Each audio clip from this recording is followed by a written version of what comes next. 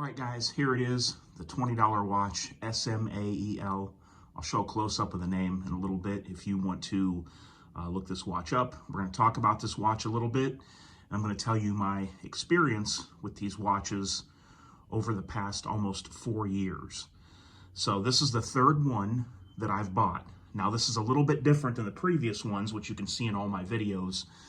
This was the previous one here. As you can see, the second hand is still ticking, but it does not keep time at all anymore.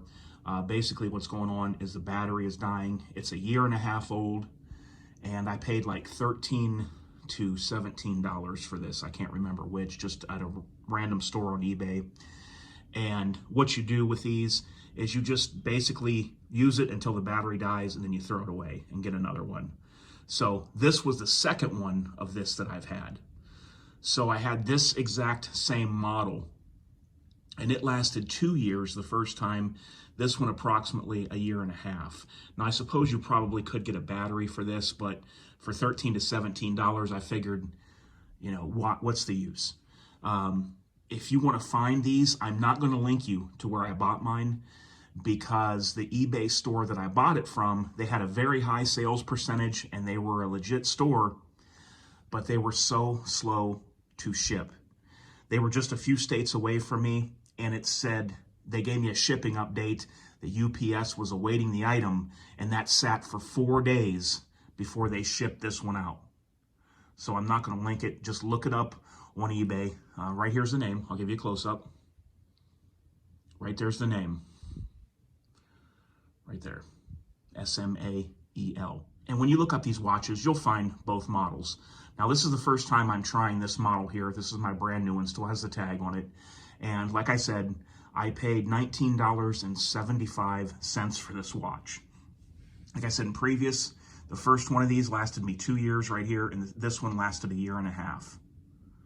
So I do have to say that my experience with these watches has been good. Let's take a close-up of the face here. It does have a very nice looking face for what it is and for the price tag. I'm going to turn on the light, but I don't think you can see it. In a little bit, I'll turn off my studio lights, and I'll show you the backlighting on this, which is used by hitting this button right here. I'm not even for sure how to work on all the modes on this yet, so I'm just going to kind of show you the watch, and then I'll let you see it on my wrist. So there's what the band looks like. I've wore these for, doing the trails, running the trails, working out, and I never had an issue with these watches. Two things that I don't spend high-end money on anymore, guys, is watches and knives. But I don't spend high-end money on watches or knives, and when we're talking about knives, I would say that $500, $400 is a high-end knife. Probably the most I would spend on any knife, and I'd have to really, really like it, would be $200.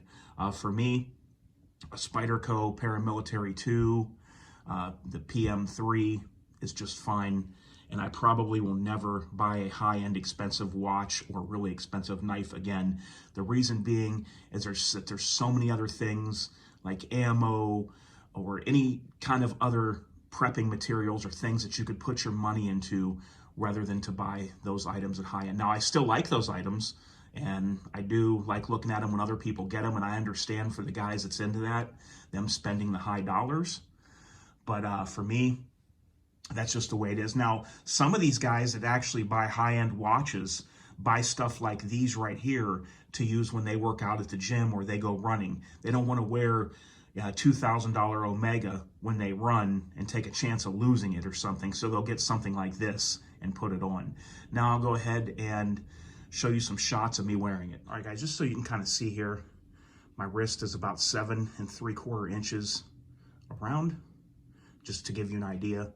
I do have big hands and wrists, and now I'm going to put the watch on and let you see what that looks like on me. Here it is on my wrist, and it fits very comfortably, and as you can see here, there's 4 holes left to adjust it bigger, so I don't think anyone would really have a problem wearing this watch. And you could also go tighter, 3 holes right there.